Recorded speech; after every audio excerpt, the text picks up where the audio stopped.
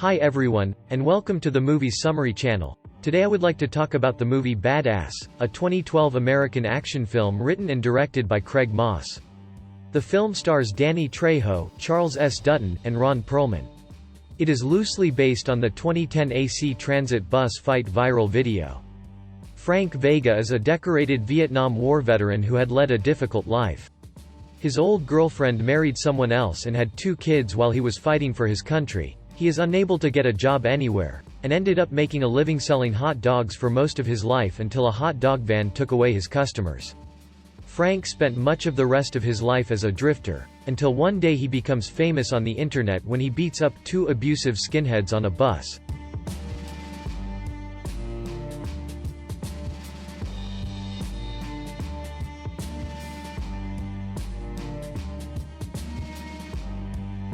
Is given the nickname, Badass, and is celebrated by everybody around him.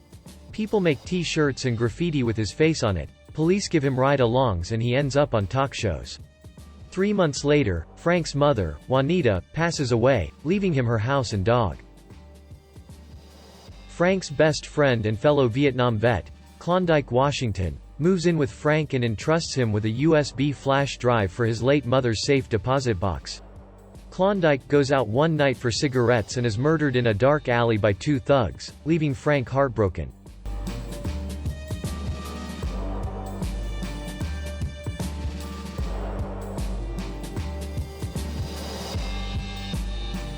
Frank meets a boy named Martin, who lives next door to Frank with his mother, Amber Lamps, and abusive father. Martin Senior Officer Malark assures Frank that the police department are working on finding the men who killed Klondike. But after watching the news and learning that the police solved a different murder in a faster time span, Frank realizes that the police are doing little to nothing about Klondike's murder.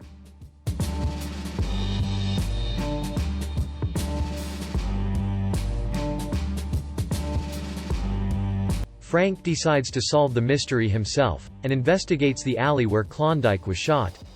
He finds a spent cartridge casing and a pendant with a woman's picture in it. Frank takes them both to a pawn shop where the shopkeeper tells him it belongs to a man named Terrence, whose wife's picture is in the pendant.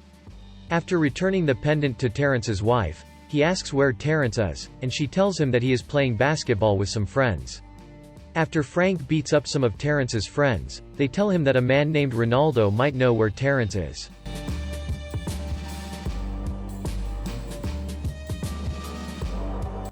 Frank goes to Ronaldo's apartment and meets his roommate, who tells Frank that Ronaldo is at a bar across town. After beating up some of the bar patrons who try to throw him out, Frank finds Ronaldo and extracts the information that Terrence is hanging out with his girlfriend.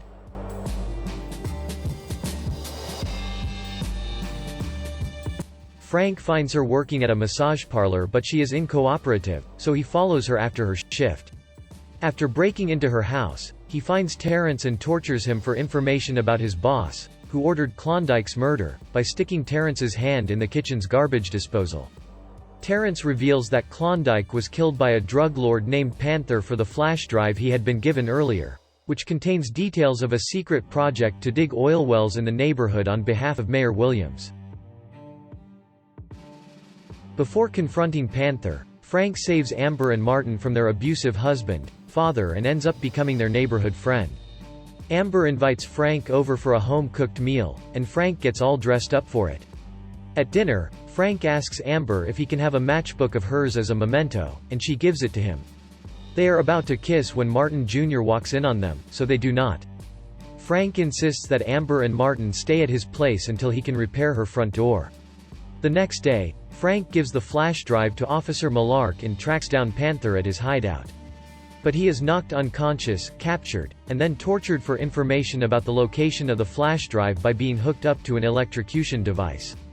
He is shocked multiple times, like he was in Vietnam, but Frank still refuses to surrender the flash drive. Panther takes Frank's wallet, learns Frank's address and believes Frank is hiding not only the flash drive but a loved one there as well, due to Frank's insistence that there is nothing to find.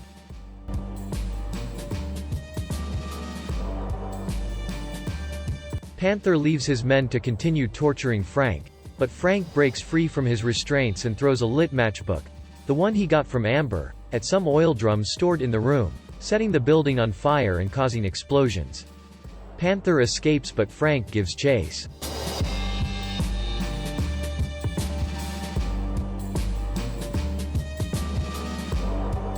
They both steal buses and duel, damaging many other vehicles during their chase.